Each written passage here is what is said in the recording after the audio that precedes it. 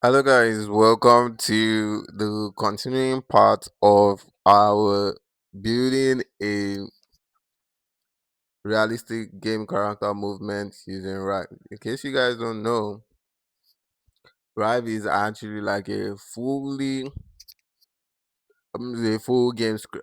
engine.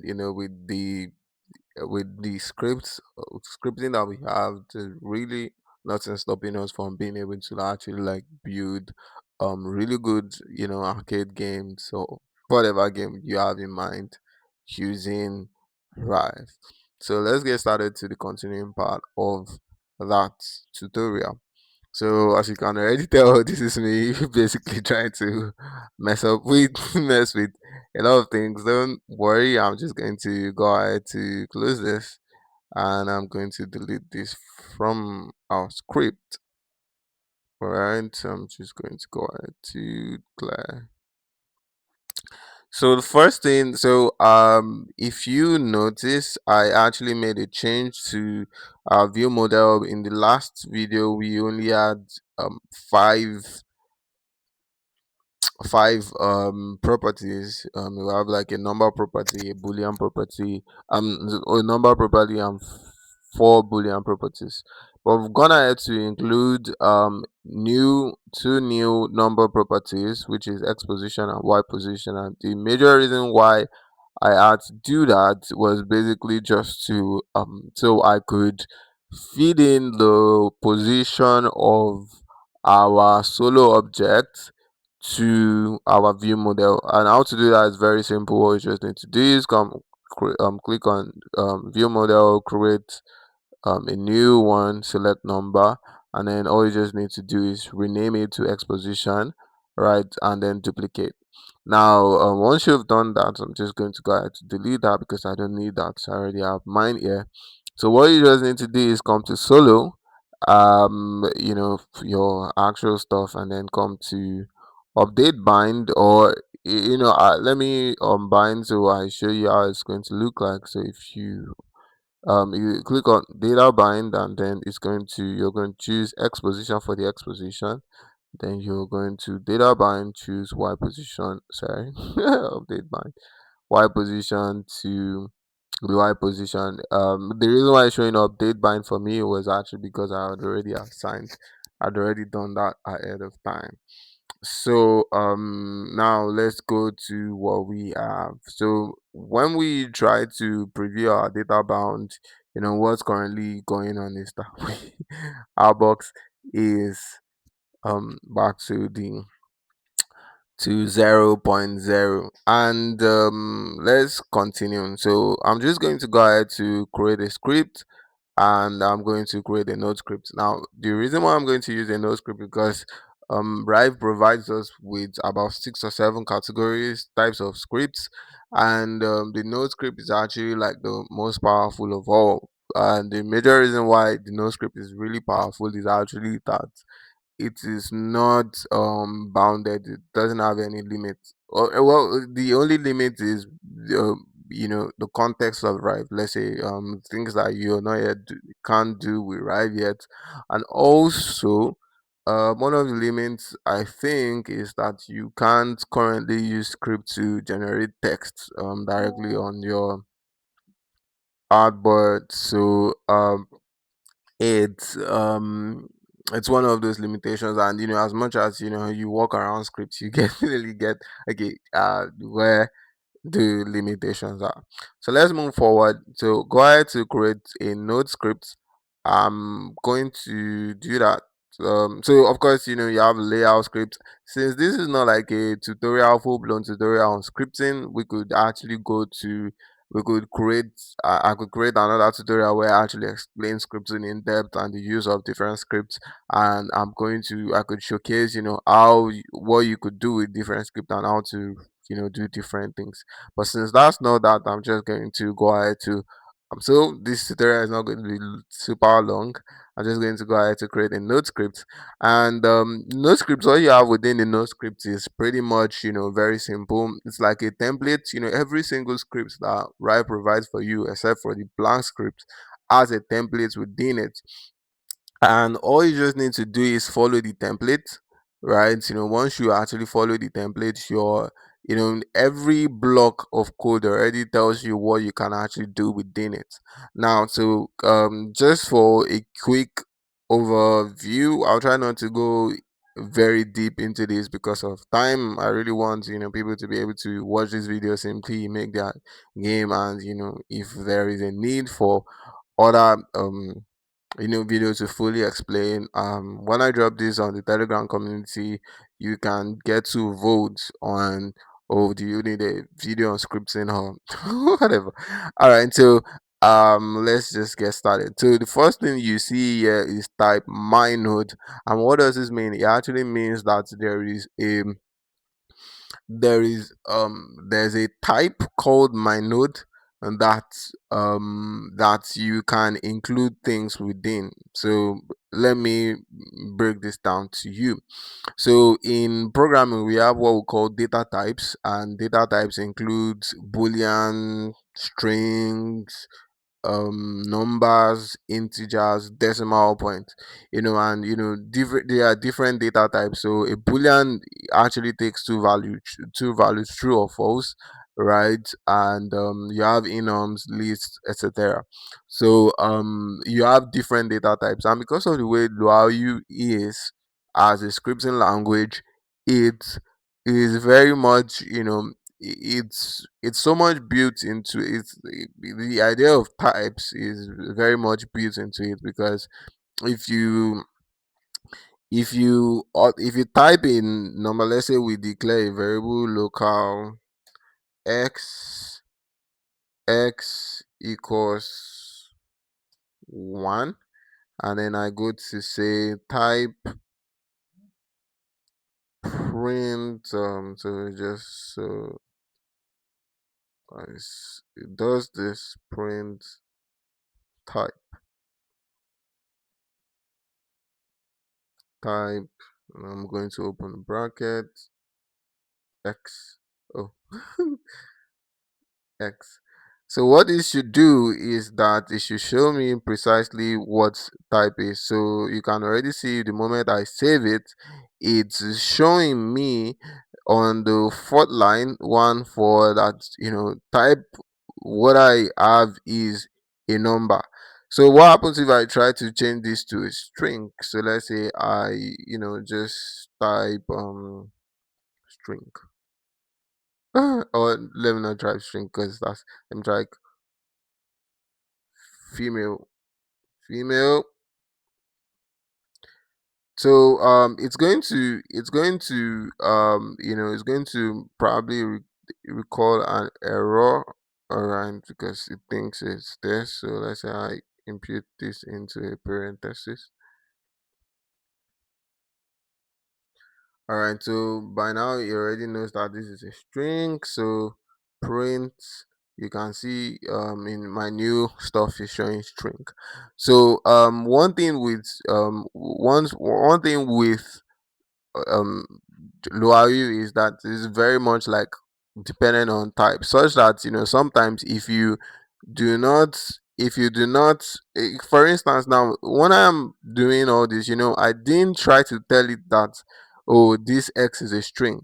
It just automatically knows that it's a string. Now if I decide to tell it that, okay, this thing is actually a number,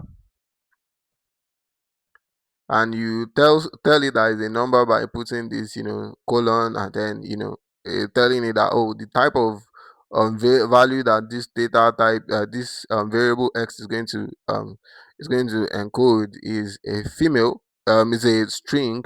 Then automatically it reads an error because it says expected it to be a number but got string. So why is it expecting it to be a number? Because I told it was supposed to be a number. So there are data types, and data types are really important, particularly when it comes to value. Now let's get to what I was trying to say. So now, also one thing about Luau is actually that it also allows you to be able to define your own type. So let's say, for instance, I can say that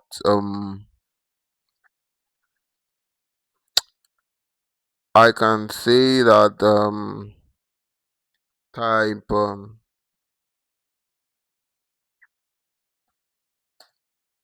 I just hope I'm getting this task correct. Type X equals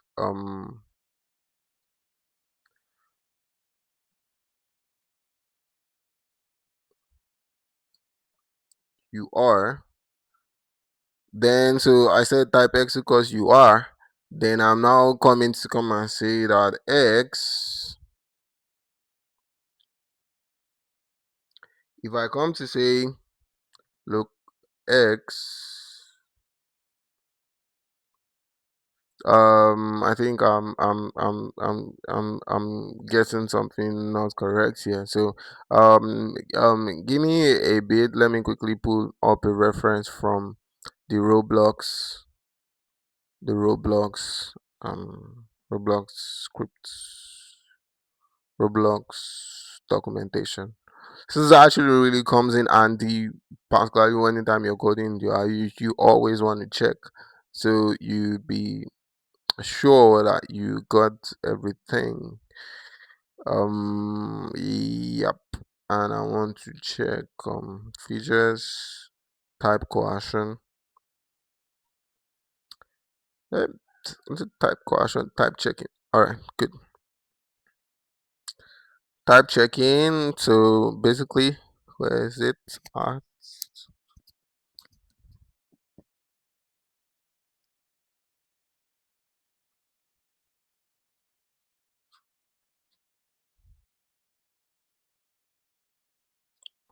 Oh yeah, look at me. I made a mistake. So I was already thinking about that. Oh yes, I made a mistake. So let's say, for instance, I say I declare local x, and I say type. Now this type doesn't exist, so I say type is Rive, and then I come to say that equals to. So the type that is going to be expecting is going to be of type Rive.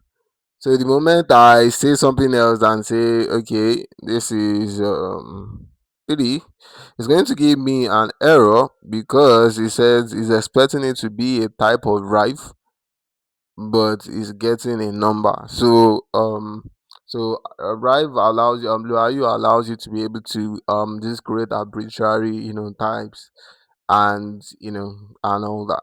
So what do we do? So what is the meaning of this type node? So this type node, my node is actually this type this is basically what we call functional type in Luau, and I could have a link to that in the comments or whatever to actually show you that. Okay, so this actually allows us to be able to define a, it's like saying that you have an human being, and there are different characteristics of human beings. So let's say, for instance, you have a man, and typically a man who have eyes, would have ears, would have mouth.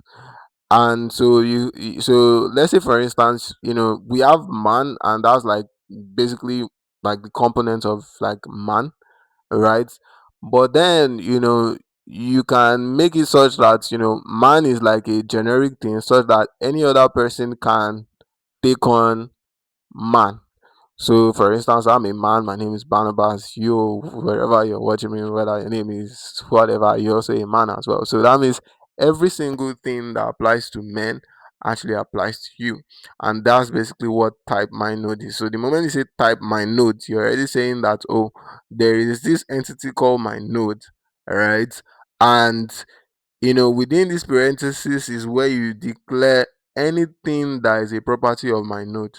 So let's say, for instance, you want my node to have a property called um name, whatever.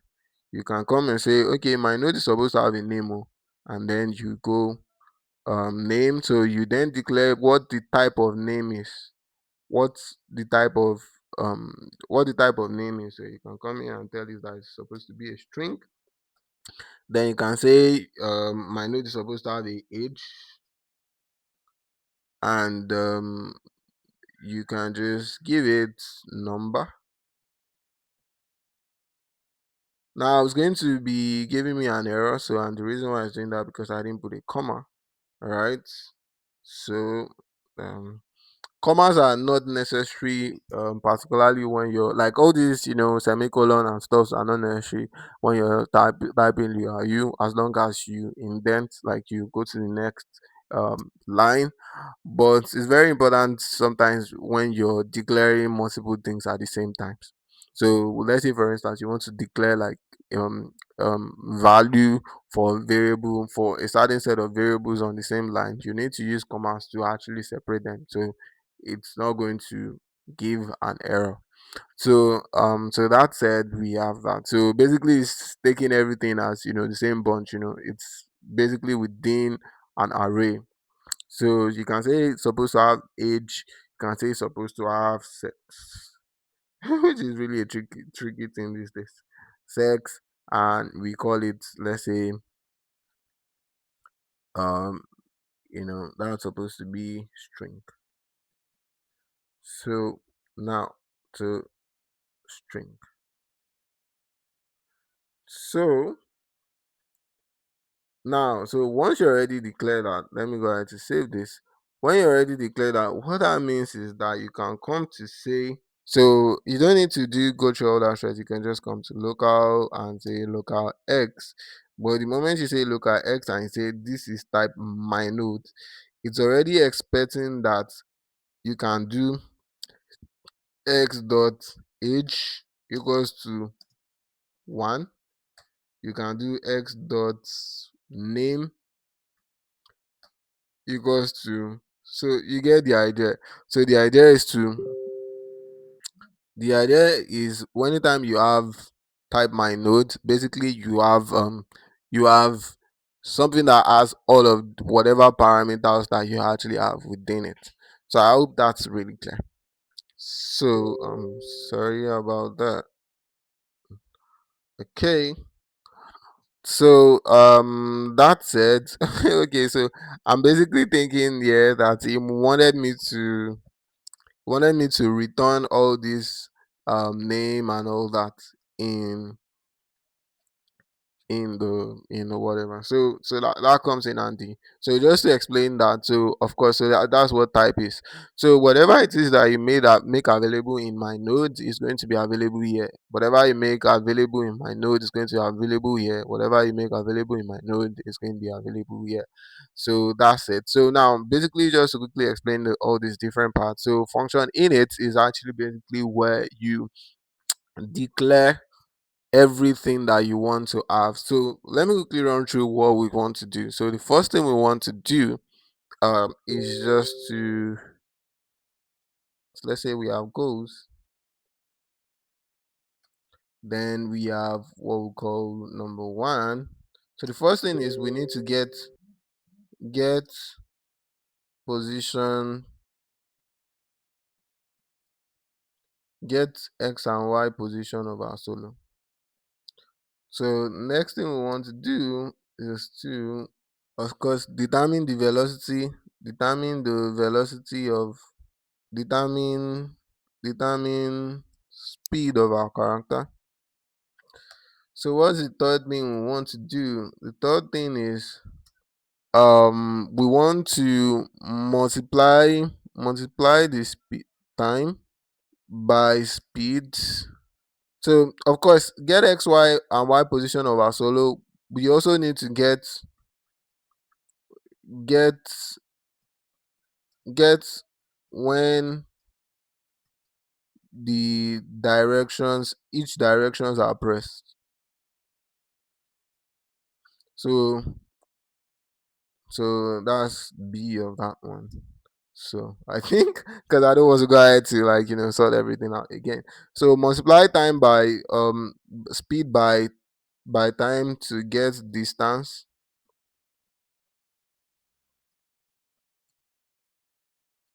in any direction. Sorry, I'm sort of using one hand to hold my mic, and so that's why I'm slow.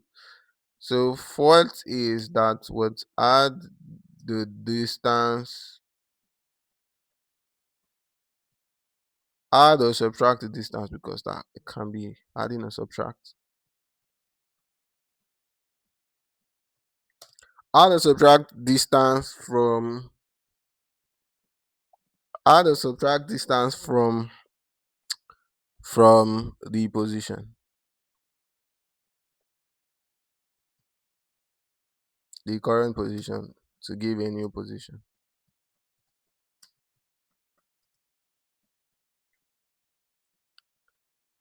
So all these are actually very simple stuffs to do. So the first thing we need to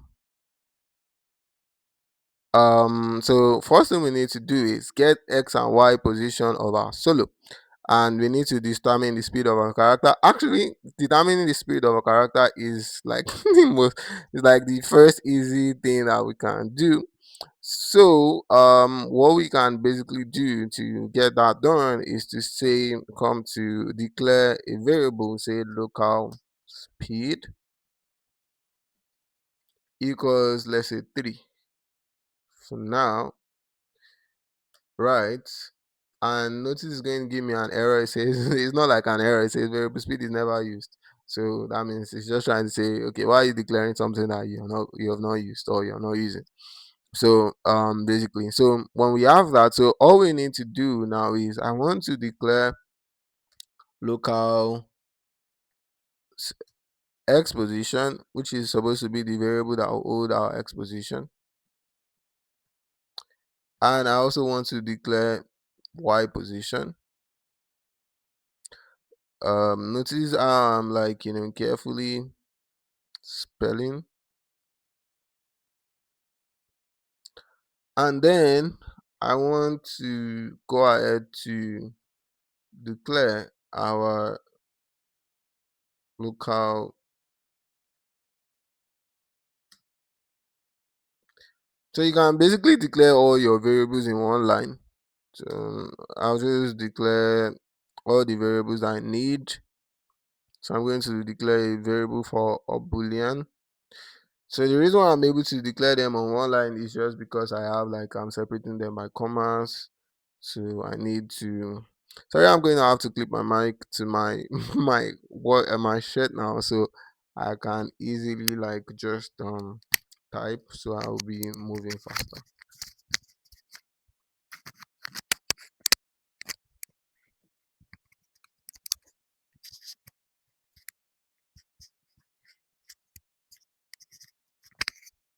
All right. So that said, what we need to do. So I'm just going to move faster. Or to down boolean.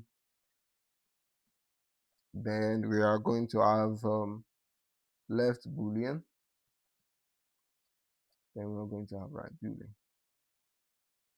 So basically what I'm doing is that I'm looking for controls, variables to hold all these different values. Of course, our solo number as well. So we need a variable to hold all these values within our code, so we can able to manipulate them in our code and send it back to our data, our view model. So basically we want to get whatever we have on our view model, take it and send it back. So in order for us to deal with it, we need to create variables to store in whatever is coming from our view model. So how do we do that? So we've already created variables to store in those values. So now the reason why I'm declaring everything outside is actually basically because of the way things would work within Luau, right? So everything that you want, like, because there is what I could leave, like, an entire, like, Roblox, like, documentation, so you can see how this actually works in Rive, in Luau generally, because if I declare it out, whatever I declare within any function is only local to that function. So let's say, for instance, I decided to declare this within function init. It means that function advance is not going to have access to it.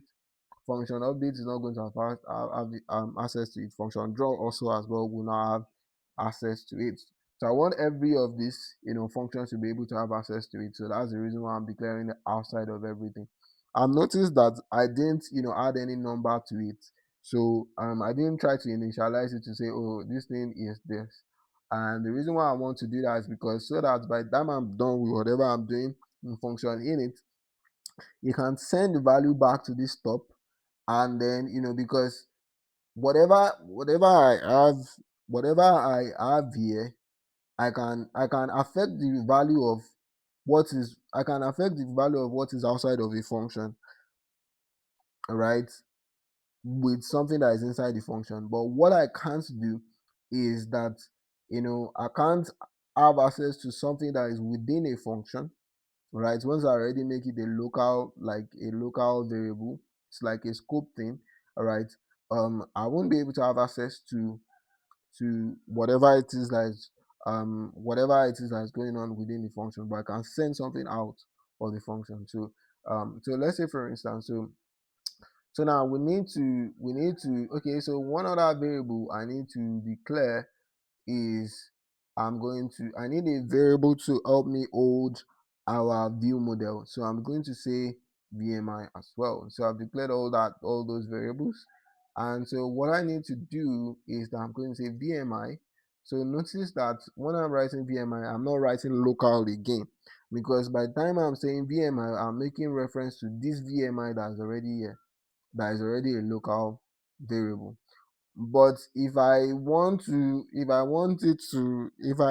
write local here, that means this VMI won't be necessary referencing this VMI that is outside. So what do? We say VMI equals to what? Context. So context is basically what holds all the information on our artboard. Context has access to everything. Context has access to whatever image that is on our artboard. Context has access to anything you put on your artboard. So function init, which is what makes init very important, has access to our context. Is one of the arguments that is passed into function init. So we can use context and say, okay, we need a property of context, which is what? View model. So now we have context view model, and then I'm just going to close the parenthesis. So that means I'm saying that this my VMI now puts context view model inside it. So it's going to now start to tell me an error eventually, because it's going to say, okay, what if there's nothing inside VMI? So I need to catch that error ahead of time. So I'm going to say if VMI, that is if VMI is true, then do the following. So if VMI is true, I need it to, like, if there is something inside VMI, then I need it to help me do some other things. So if VMI is true, I need it to help me do put exposition now should be equal to VMI dot get number. No, not get number, boolean, get number. All right, so get number, and I'm going to write the name of the number I want it to get. So I want it to get number exposition, so which is basically what I have here. All right, then I need to also catch for if this doesn't exist, if exposition,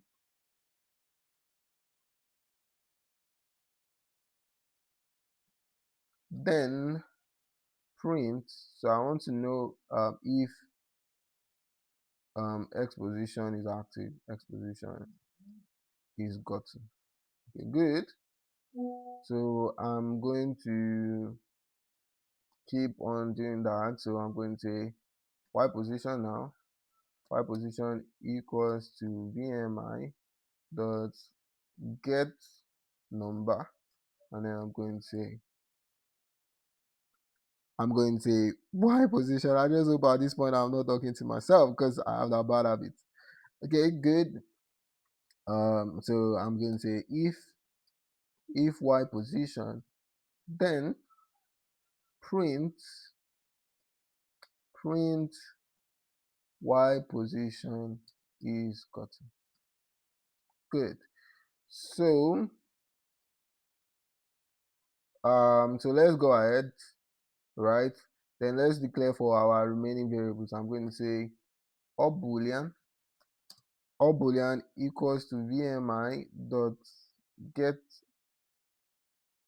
boolean, and then I'm going to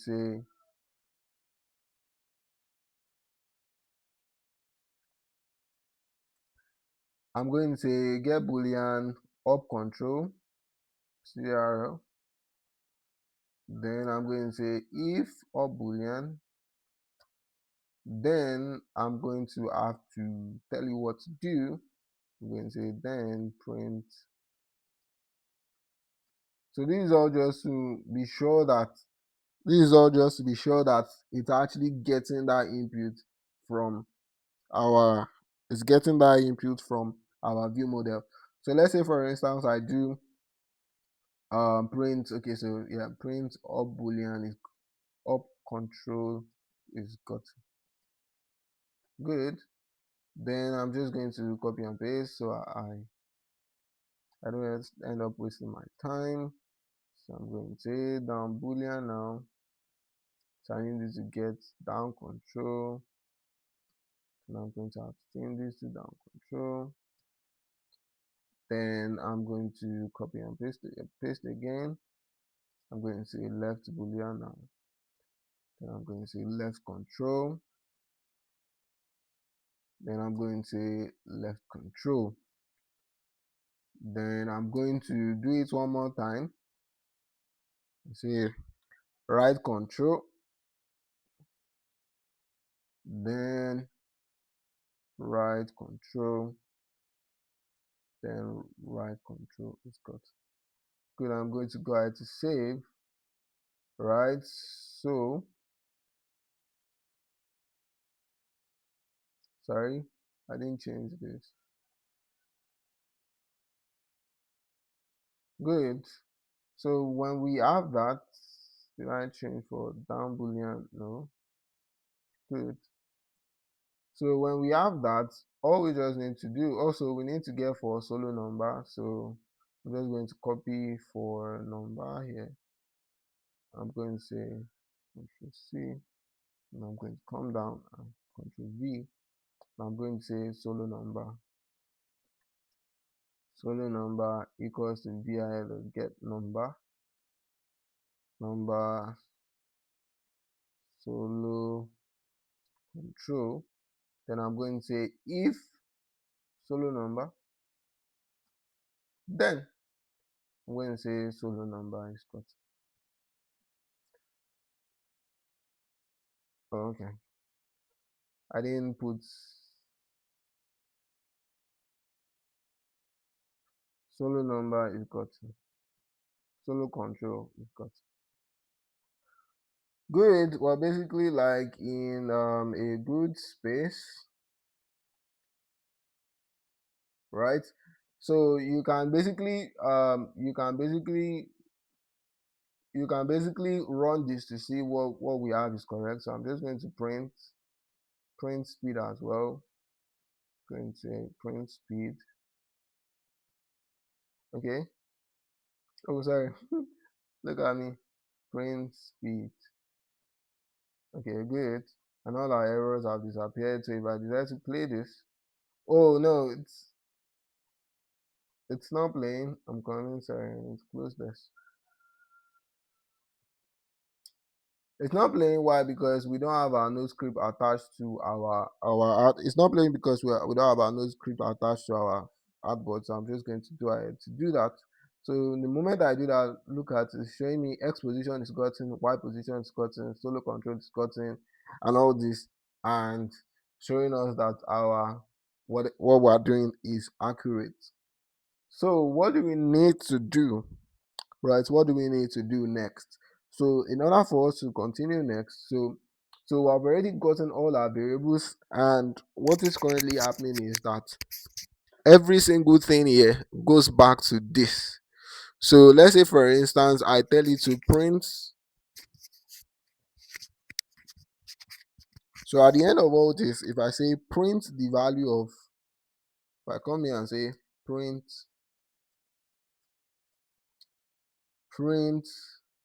x position dot value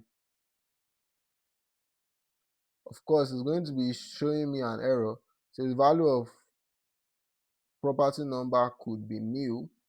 So what I'm going to do ahead of time is that I'm going to tell it, because one way to read quickly bypass this is to put this to delete everything. I mean, if I say print value, let me go to where I've already sort of catch the error, and I say print, for instance, print, sorry, exposition of value. So if I decide to do that, what that does, so when I play, is that what is showing me on line 19, right, that it is 0. So these are line 19, exposition of value, 0. So which is basically what is on our view model. So that means from that we are successfully able to get our view model into our. So I'm going to go ahead to delete this because I don't need it. So let's just go ahead to continue what we're doing. So next, that we already have what we have. So everything you need to declare has to be in our init. Why? Because the reason why it has to be in init, because init runs once. So the moment you start your state machine, it just runs, right? Then it moves on to the next function, which is advanced. Now the good thing about advanced is that advanced runs over and over again every single second. It keeps running, it keeps running, it keeps running, it keeps running. And so that is what we need in order for us to be able to move our game forward. We want to do progress, we want to do all this movement stuff. Yeah, you do it within advance. Now, you can ask, oh, why didn't we now go ahead to declare everything that we wanted to declare within advance? The reason why we didn't go ahead to declare everything we wanted to declare within advance is actually because we want our what do we call it now, we it's not going to be efficient for our code to just be running everything that is in init every second. What advanced does is every single thing that is here like this, it will run it every second and it keep going. So we don't want it to be going through all that stress to be running multiple codes, because it's going to make our game slow. So we do everything that needs to be done once. We do everything within init, and then the ones that we now need to be moving forward every frame, we bring them into advance. So what do we need to do in advance? So we need to move to our next goal, which is what? Get the speed, time times speed to the distance, then add and subtract it from the position to give a new stuff. So what do we do? So how do we do this? So come to function advance. So we already have our boolean. So all we just need to do is say if up boolean dot value equals true, then do the following. Now you can see it's already showing me the same error. It says type nil does not have key value. So it's trying to tell me that this up boolean is a it's nil. So in order for me to trick it to be able to see this boolean, because actually this, notice that it's saying type nil, so it's trying to say that the type of up boolean, because I didn't declare the type for any of this ahead of time. I only declared that, oh, this is a variable. So I didn't declare what is inside them, whether it's going to be a number, whether it's going to be a boolean and all that. So in order for me to be able to put anything I like in any of these variables, so what do? I need to come and make them a type, right? Because he doesn't know what type to assign to them. That's why he gave them new. So what do? So I need to make this into any, type any. I'm going to make all of them into type any.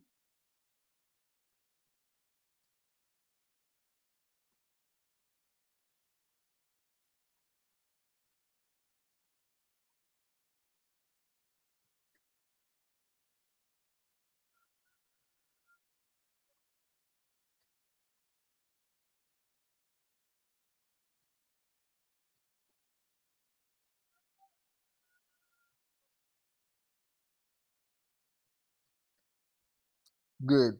So once I already make them into type any, what that means is that what it's not seeing it as a red flag again, because since the type is any, it could be any type, so it could have true, it could be a boolean, it could be anything. So it's taking whatever I have here. So if boolean equals true, so we just first do the first layer of our game and see if that is actually working for us. So if up boolean is true. But now what up boolean means is that this up control is activated, so that means it's moving. So what do we want to do when that happens? So we need to set y position dot value equals to y position dot value minus, right? Because the reason why we have to use minus is when you are pressing up, the way it works on the canvas for Rive is that, for instance, this is 0 and 0. So if you are moving up, it is -1, -2, minus. So minus is to move up, all right? Plus is when you are moving down, you're adding to the number. Sure, you get my point. So you can experiment this on your own and see. So y position dot value minus, what do we have? We need to multiply our speed, which we've already declared, times what we call seconds. All right. So seconds is all a what we are put like is a default parameter of function advance. So this advance has access to seconds. All right. Of course, if I want if I so this advance has access to what we call seconds. Right, it's like something that is inbuilt within advance to have access to seconds. All right, so it knows time, it knows, okay, I press this thing for 5 minutes, it knows that thing. So it has access to that. So I can basically tell it that, okay, y position of value, so speed times seconds is going to be, for this seconds will be the time for which this up boolean is equals to true, right? It's going to now multiply with our speed, and it's going to subtract that from our initial value, and then it will now pass that argument to what? Our y position dot value. So what that does for us, so what does this do for us? So let's go ahead to run our game. So I'm going to go ahead to save first, right? So I've already saved this first. So let's see what happens when we play our game. Yeah. So currently nothing is happening. So I want to check if what I did is correct.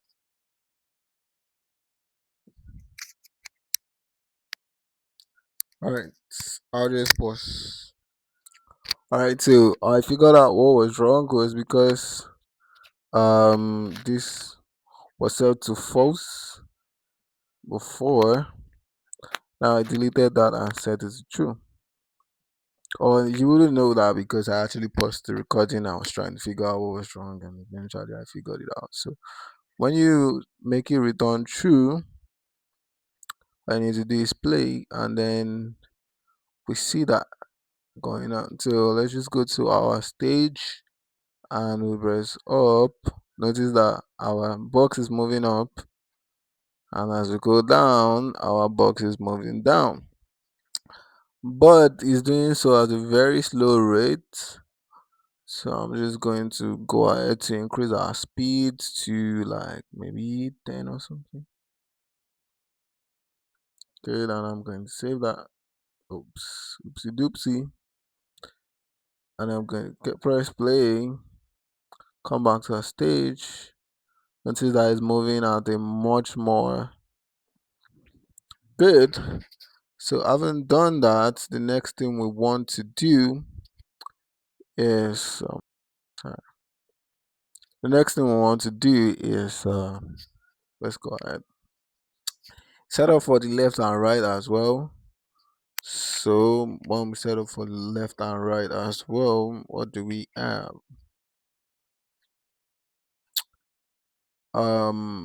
node script.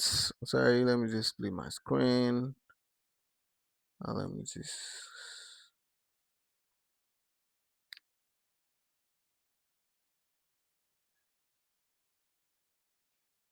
close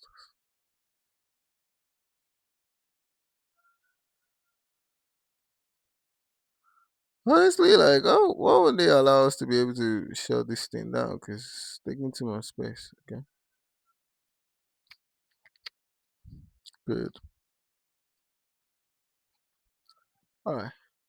So when we have that, we need to set for our remaining parts, and that's so easy for us now because we already have that. So I'm just going to go ahead to pin my mic to my shirt, then continue.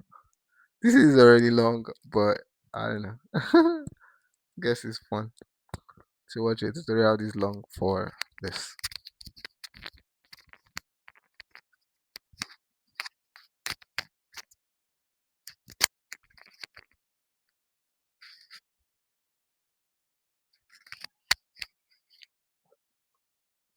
All right, so that said, we need to get this done to power first. So let's just quickly go for the remaining parts. So I'm just going to copy and paste Ctrl C. Oh, I copy return true. Then this will be if left boolean dot value equals true. Then we need x position dot value equals to x position of value minus, because minus for left, moving left. Then I'm going to copy, then I'm going to paste, then RT plus now. Good. Then Control S. All right. So that said, we have already done that, and this should work. So when I try to play my adword, oh, can you see that? Can you see that it's moving? So as I'm moving to the right, it's moving to the right as well. When I'm moving to the left, it's moving to the left. It's moving back up, and it's doing everything I want, just as I want it to do. So let's just add the icing on top of the cake. We want this stuff to be able to switch the child, as we're moving to solo child. So all we just need to do, since we already have a solo number already pinned in, so all we need to do is we're just going to say solo number value equals to y position dot value modulo 3.